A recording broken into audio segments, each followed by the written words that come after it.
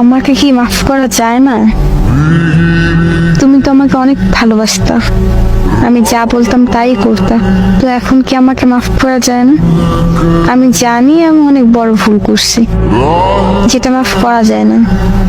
তাও প্লিজ আমাকে মাফ করে দাও, আরেকবার সুযোগ দাও।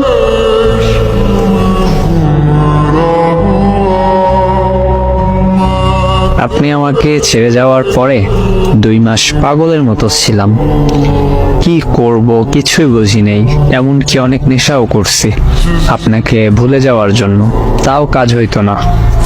তারপর ধীরে ধীরে আপনাকে ভুলে যাওয়া শুরু করলাম, আর এখন আপনাকে প্রায় ভুলে গেছি বললেই চলে। আর আপনি এখন ফিরে আসতে চান। প্লিজ মাফ করে দাও। তুমি আমাকে যা বলবা তাই করব, যেভাবে চলতে বলবা সেইভাবে চলবো। তোমার পায়ে পড়ি, প্লিজ আরেকবার সুযোগ দাও। আমি নিজেকে অনেকটা শক্ত করে নিয়েছি।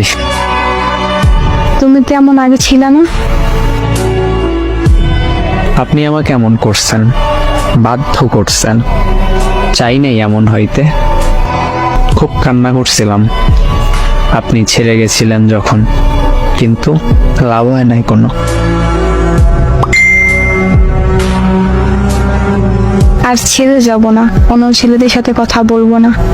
তুমি যা বলবা তাই করবো। শোনেন, ওই দিন বলছিলাম না আপনার হিসাব দুনিয়ায় মিলিয়ে দিবে, সেইটাই দিছে। আর হ্যাঁ, আমি আপনাকে চিনি না, আর আমাকে মেসেজ করবেন না কোনো নতুন আইডি খুলে। আমি তোমাকে ছাড়া থাকতে পারবো না, ইবু প্লিজ মাফ করে দাও। কোনো চান্স দিতেছি না, আর ভালো থাকবেন।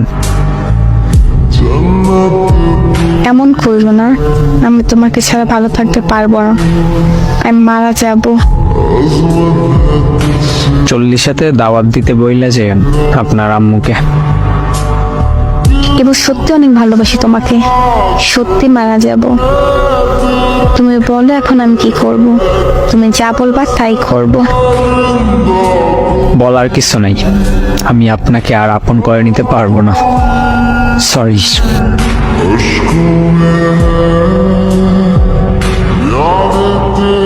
ব্রেকআপের 8 মাস পরে সে বলে আমি তোমাকে ছাড়া বাঁচবো না, মরে যাব।